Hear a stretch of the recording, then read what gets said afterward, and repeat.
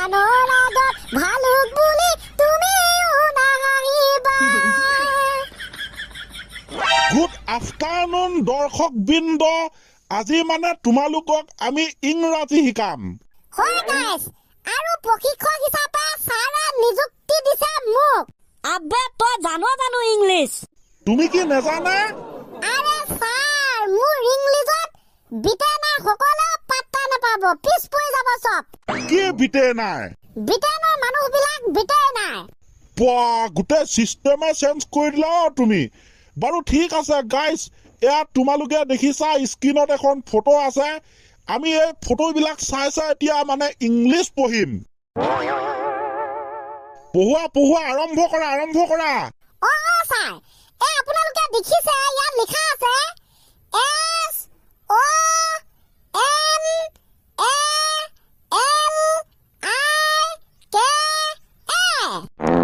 Yes, এতিয়া আমি ইয়াক কম কি বুলি? ট্ৰেক্টৰ? তুমি দেখোন বেলেগহে স্পেলিং কৰিছিলা, SONALIKA। কেনেকে ট্ৰেক্টৰ হ'ল? সোণালিকাহে হ'ব লাগে। আৰে এখন ট্ৰেক্টৰে হয়, কিন্তু নামটো সোণালিকা দিছে, কোম্পানী নামটো।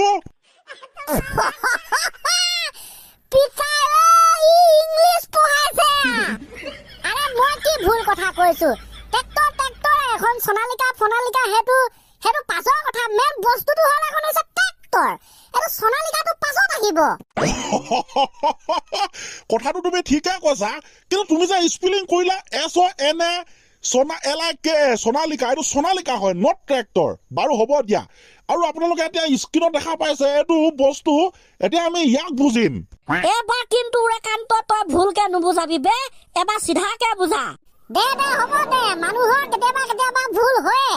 এইটো বানান কৰি এতিয়া আপোনালোকক বুজাইছো দেই। INDIGO, ইয়াক কোৱা হয় এৰোপ্লেন। ৰাম কৃষ্ণ, তুমি এইটো ভুল কৰি দিলা। পানী জাহাজ নিব ছাৰ এখন নে কি বাৰু, মই ধৰিব পৰা নাই। মানে এখন এৰোপ্লেনে হয়। তেনে যদি ছাৰ মই ভুল কৰিলো ক'ত? তুমি ভুল কৰিলা সেই কোম্পানীৰ নামটোত। তুমি স্পেলিং কৰিছা, আকৌ ভুল কৰিছা INDIGO। এই বস্তুটোক কয় ইণ্ডিগো, এটা কোম্পানী এৰোপ্লেন বনায়। তুমি INDIGO স্পেলিং কৰিছা, কৈ দিছা এৰোপ্লেন। এইটো মানে কেনেকুৱা কথা? আকৌ এবাৰ কৰিলা ভুল। কি কম গাইছ, বুজাব নোৱাৰি ভাষাৰে, কৰিব নোৱাৰি প্ৰকাশ মনেৰে। এই ইণ্ডিগো সোণালিকা কোম্পানী বিলাকে আজি মোৰ মান সন্মান ইজ্জত চব খতম কৰি পেলালে। তোমাক মই প্ৰশিক্ষক হিচাপে নিযুক্তি দিয়াটো ভুল হ'ল নি বাৰু? ছাৰ এতিয়াও সময় আছে। বাৰু দিয়া, লাষ্ট ফিনিচিং। এই চিষ্টেমটো কি বুলি কয় তুমি যে দেখি আছা এইটো বস্তুটো? এইটো হ'লে মই কিন্তু ভুল নকৰো ছাৰ। এইটো কোৱা হয় গ্ৰেভিটি। এইটো আপেল বিলাক পৰি আহিছে তললে, মধ্যাকৰ্ষণ শক্তিৰ সৃষ্টি।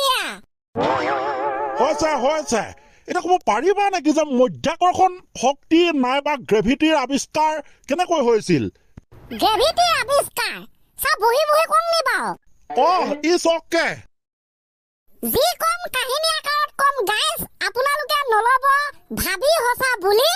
কম আমি এতিয়া গ্ৰেভিটিৰ আৱিষ্কাৰ কেনেকৈ হৈছিল চিঞৰি। বাৰু শুনিবলৈ আমি সাজু হৈ আছো এতিয়া।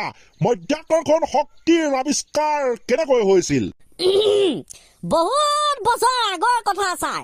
এইখন পৃথিৱীত সংঘটিত হৈছিল এটা ভয়ংকৰ আন্তৰ্জাতিক ঘটনা। আন্তৰ্জাতিক ভয়ংকৰ ঘটনা? হয় ছাৰ, ধ্বংস বিধ্বংস, নট সৃষ্টি, পৰিৱেশ নিমাও। যদি কেনেবাকৈ পাকিস্তানত 50 বছৰীয়া এজন ব্যক্তি কেঞ্চাৰ ৰোগত আক্ৰান্ত হৈ মৃত্যু হৈছিল, সেই একেটা সময়তে ভাৰততো 50 বছৰীয়া যদি কোনোবা কেঞ্চাৰ ৰোগত আক্ৰান্ত হৈ আছে, ঠিক তেনেকৈ সেইজনো হৈ পৰিছিল মৃত্যু। যদি কেনেবাকৈ আমেৰিকাত থকা কিবা এজোপা ফুল কোনোবা এজন ব্যক্তিয়ে মানুহে কাটি পেলাইছিল, সেই ফুলজোপা যদি চাইনাত থাকে, তেন্তে সেই ফুলজোপা যে কাটি পেলাইছিল সেইটো সময়ত নিজেই মৰি থাকিছিল। তাৰমানে বিষয়টোৱে ইণ্টাৰনেশ্যনেল।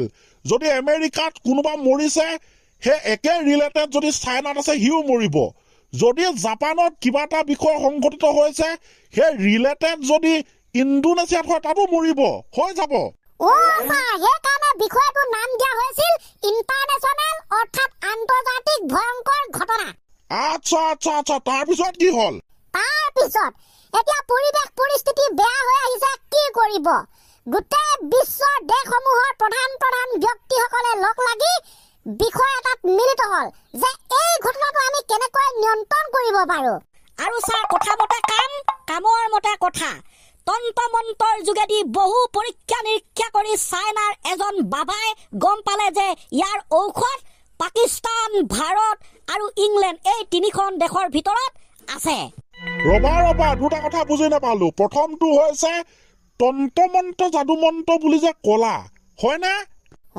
ছাৰ সেইটো সময়ত বোলো একদম 1600-1500 চনত তন্ত্ৰমন্ত্ৰ যাদুমন্ত্ৰ চলে আচ্ছা হ'বও পাৰে আগৰ দিনৰ কথা যে ন দ্বিতীয় কথাটো হ'ল তাৰপিছত কি হ'ল হয় ছাৰ তাৰপিছত এটা ভাৰত পাকিস্তান ইংলেণ্ড তিনিখন দেশৰ ভিতৰত যে কৈছে এটা সঠিককে ক'ত আছে সেইটো গম পোৱা নাই তাৰ বাবে আৰু তন্ত্ৰমন্ত্ৰ যাদুমন্ত্ৰ চলিলে অৱশেষত জাপানৰ এজন বাবাই উলিয়ালে যে হয় ভাৰততো আছে পাকিস্তানতো আছে সেই ঔষধ কিন্তু কম পৰিমাণে আছে যদিহে বেছিকৈ লাগে তেন্তে ইংলেণ্ডৰ এখন অৰণ্যত বহুত পৰিমাণে আছে তাত বিচাৰিলে ভাল হ'ব কথা মতে কামৰ মতে কথা আৰম্ভ হৈ গ'ল পুনৰ সেই ঔষধ বিচৰা কাৰ্য